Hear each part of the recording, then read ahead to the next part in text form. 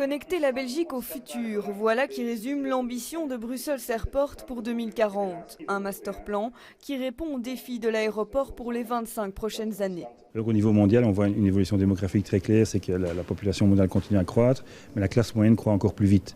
Et ce sont effectivement les gens de la classe moyenne qui ont les moyens financiers de voyager. Et donc ça aura un impact très important sur le nombre de personnes qui vont voyager dans les années à venir. Avec une croissance de passagers de presque 4% attendue pour 2040, Brussels Airport veut donc augmenter sa capacité en heure de pointe. Deux options sont proposées, allonger la piste 25L qui sert d'atterrissage ou prolonger la voie de circulation et la relier à la piste parallèle. Ça n'aura aucun impact sur les habitants de Bruxelles ou de la périphérie ? L'impact sur les habitants dépend en fait des routes de vol. Et nous ne sommes pas compétents pour les routes aériennes, donc c'est une compétence du gouvernement fédéral.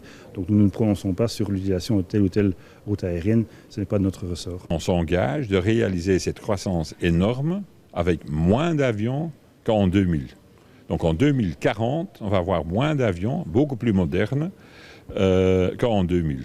Donc ça c'est une réalisation remarquable. Donc les nuisances pour les riverains seront inférieures au niveau de 2000. Le projet prévoit aussi la construction de 2 jetées supplémentaires. La jetée A ouest pour 2023 et la jetée C pour 2035. La zone Bucargo, elle, deviendra un centre logistique de premier plan. Et pour garantir un dialogue transparent, 60 personnes seront sélectionnées parmi la population. Nous lançons aujourd'hui un nouveau site web, brusselsairport2040.be, où les gens qui sont intéressés peuvent s'inscrire dès ce soir. Il y aura un jury indépendant qui sélectionnera les gens. On va avoir un groupe sans doute de 50 à 60 personnes. On ne peut pas non plus avoir des centaines ou des milliers de personnes.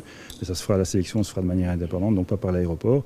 Et le but est effectivement de stimuler une discussion ouverte et constructive. En 2040, Bruxelles Airport emploiera 120 000 personnes, soit le double d'aujourd'hui.